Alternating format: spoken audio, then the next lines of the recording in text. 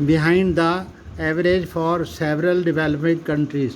तो जो developing countries हैं उनकी एवरेज से इंडिया में औरतों के प्रतिनिधियों की संख्या जो वो कम है।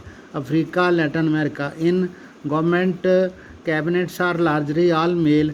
सभी जगह पे मंत्री जो हैं वो पुरुष बनते हैं, और जहाँ पर स्त्रियाँ बनती भी हैं तो भी पुरुष ही उनके आगे का काम करते हैं। When a woman become a chief minister और द प्राइम मिनिस्टर, ये बहुत कम होता है। वन वे और solve this problem is to make it legally binding to have a fair proportion of women in the electrical bodies. तो चुने हुए जो मेंबर्स हैं वहाँ पर सबसे ज़्यादा ये श्योर होना चाहिए कि स्त्रियों की वहाँ पर आरक्षित सीटें हों। This is what the Panchayati Raj has done in India. तो पंचायती राज में जो ऐसा संभव हो चुका है। 1/3 of the seats in the local government bodies in panchayats and municipalities are now reserve for women. तो लोकल गवर्नमेंट जो है वो पंचायत या म्यूनिसपैलिटी में वहाँ पर 1/3 जो सीटें हैं स्त्रियों के लिए आरक्षित की जा चुकी हैं। Now where are more than 10 lakh elected women representative in rural and urban local bodies. तो हमारे देश में ही 10 लाख से ज़्यादा स्त्रियाँ जो हैं वो पंचायतों और म्यूनिसपैलिटीज़ के लिए चुनी जा चुकी हैं।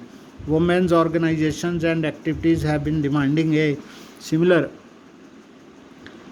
reservation of at least 1/3 of seats in Lok Sabha and state assemblies for women।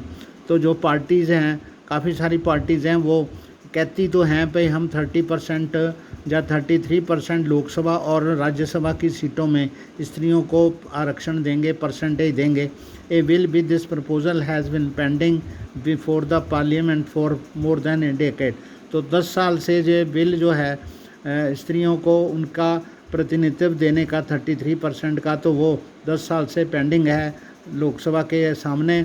But there is no consensus over the among all political parties का वहाँ पर आपस में तालमेल नहीं हो सका। The bill has not been pass. तो बिल ये पास नहीं हुआ। Gender division is an example that some form of social division needs to be expressed in the politics.